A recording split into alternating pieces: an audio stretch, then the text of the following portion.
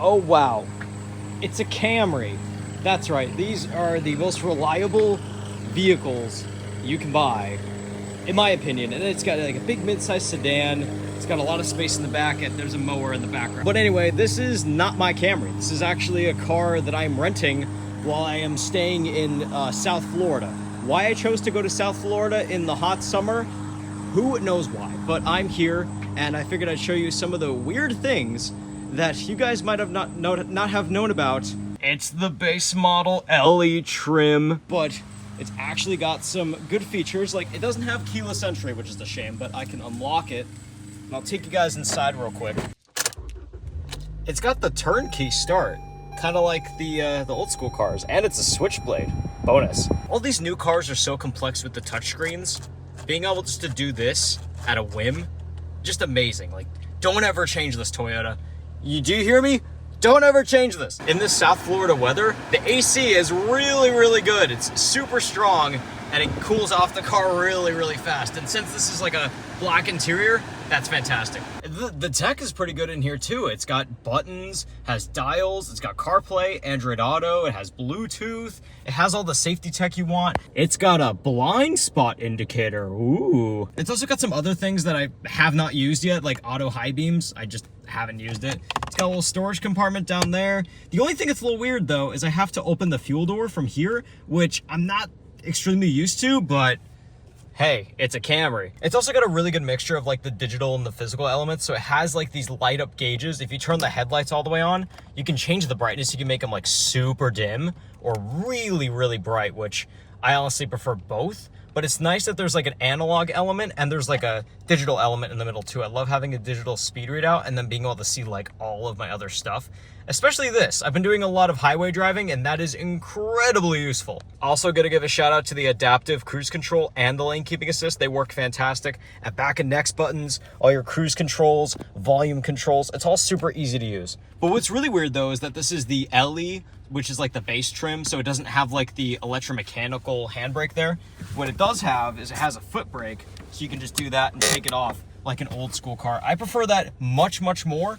But I don't know, some people might prefer this because it has the auto hold where you can take your foot off the brake at the stoplight.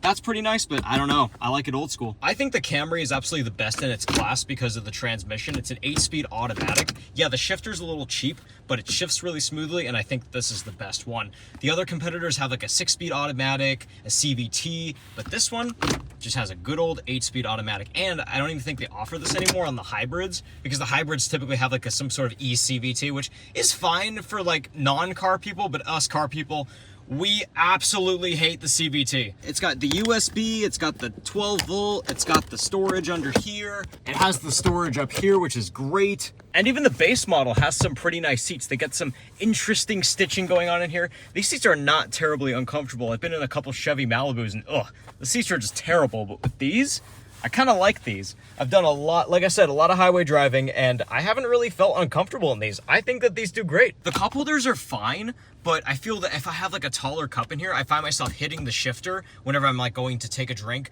I gotta say though, they did a great job on the center console. It's a front wheel drive layout, so they can make the center console a lot bigger.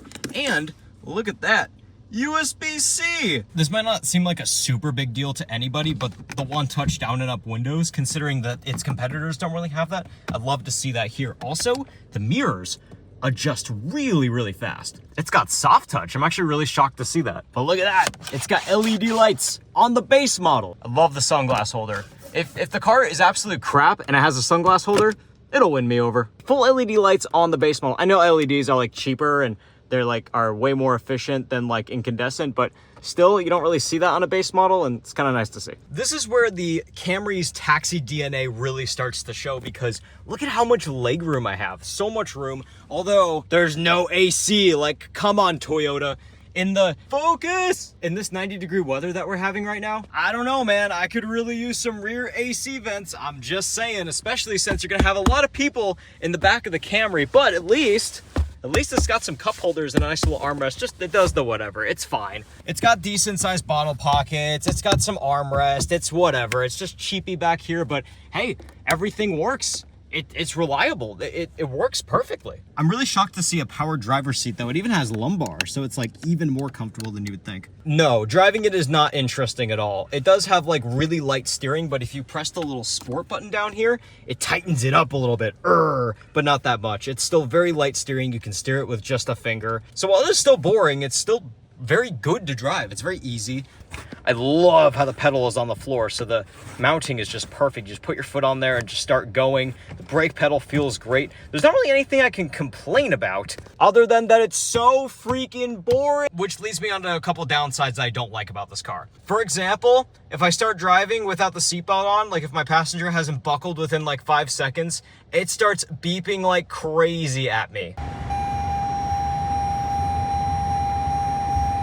But I do like how it shows which seats in the back are buckled. That's a pretty cool safety feature. The gloss black, it shows so much fingerprints and dust. Why is this a trend? This needs to go away. And there's some other safety things that are genuinely more distracting than they are helpful. Like for example, the rear cross traffic alert. If I have like if I put it into reverse, if I have like the backup camera on, there's something coming here, it'll start beeping at me like crazy. And that might be good in some situations, but if I'm trying to look in front of me, like, hey, I'm just trying to maneuver around here in front of me and see, make sure I'm not hitting anything. This can be incredibly distracting, but it is nice that you can change the camera settings. You can tell it's like through like a video feed or something because it looks really blurry, and I think that that's quite hilarious. The wipers to me are backwards. I mean, if you're coming from a Toyota, it's like whatever, but I don't like how you have to push down to go for the wiper setting. I like being able to push down to go once and then do everything up. It's kind of backwards to me, if that makes sense. And yes, it's the basic model, so you don't get like a sunroof or anything. I do wish the front end was a little more interesting. Like instead of having just like this giant mouth, I wish they could have like broken this up with some bodywork. It's not really a deal breaker for me because I mean, it's a plastic bumper, who cares? I mean, if you want the cool bumper, you can get like the XSE, which has like the sporty looking one or whatever. So it's not a big deal, but you know, I'm a design critic, all right? I want to be a design critic. It's just like, whatever. Also, I'd love to see an option for fog lights. I don't know if you can get them, but I'll update it if you can. Also, I'm going to try and angle this so you don't get like the license plate in place. But even though there's a backup camera, there's no means of like being able to open like the lift gate from here. You have to do it with either the key fob or you have to do it from inside the car. I don't know if that got in the camera at all. I can barely see because of the sun, but you know what I mean. I wish there was a way to open the trunk from back here instead of having to go from the key fob or try and fiddle inside of the driver's side door. Speaking of the trunk, I love how even though it's on a hill, it's actually got some pretty tough struts. So it'll pop the whole thing, it'll hold it open for you, which a lot of cars don't do. And then when you're inside, there's like a ton, I'll put it in the wide angle, but there's a ton of storage back here. These can fit like 2 1-gallon bottles, same on this side. And then if that wasn't enough space, you can actually fit more stuff, hide some little gadgets in there or whatever you might want to call them.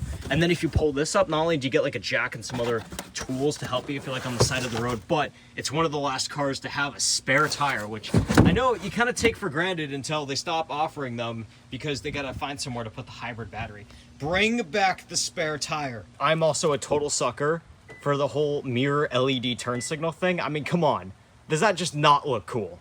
And back to that steering thing, I wish that this had more steering feel. Like for example, a Honda Accord. This has superior steering feel. That's my buddy's Honda Accord. That's why I'm showing you. But it's got superior steering feel, but it has a CVT and no CarPlay, which is why this is way better. I like this. And it's got a good 4-cylinder. It's a 2.5 4-cylinder. I think it's naturally aspirated. I'm not sure, but it has 204 horsepower. And then the 8-speed auto through the front wheels. It's not bad at all. It's incredibly boring, but this thing is going to last an eternity. I mean, they even gave me this rental car with, let's see, they gave me it with 24,000 miles and it drives just like brand new. It's a 23. It's a great vehicle. I recommend one of these as a used car. I don't know about the hybrids yet. The hybrids are great, don't get me wrong. I don't love when the engine starts and stops on its own, but even the non-hybrid, look at how much range I have and look at how much of the tank I've used. I mean, I haven't used that many miles, but if we go to my trip meter, I reset it. I only put 13 miles in this tank and I have almost 500 miles without a hybrid. How crazy is that? And it's also got the LEDs. So like the base model has full LEDs for the low beams and the high beams. The turn signals are all like incandescent whatevers, but I mean, I guess that makes it easier to replace, right? So, I mean, if you're looking for a cheapy car without the leather wrap steering wheel, it's got a little plastic steering wheel. But if you're looking for that, get one. Why not? And it's an even better rental car, though. It was really expensive. I think that if I was just looking for like a whatever car to buy, then of course I'd recommend the Camry. Is it a fun car? Not by any means. Is it fast? Not really, but like honestly, driving on these roads, everybody drives really fast here. You need to accelerate really quickly when you leave a traffic light, and I think this does it perfectly fine. I think it does a great job. It's got door-mounted mirrors for aerodynamics. It's got LEDs, even in the headlights. The turn signals are halogen, but it's got like LED there, your low beams and your high beams, so it's really safe to drive at night and stuff. And it even does the big thing with the adaptive cruise control built into the badge. It's just a really smart design. And I mean, it rides good, it's soft, it's comfortable. There's not really much more I can say about something as boring and ominous as a white Toyota Camry, but honestly, if you're just looking for a regular car, this is a great choice. So with that in mind, that's all I have for this video. I'll see you in the next one. Let me know if you guys like this kind of style of video, because I'll keep doing more of these. All right, see ya. Video's over.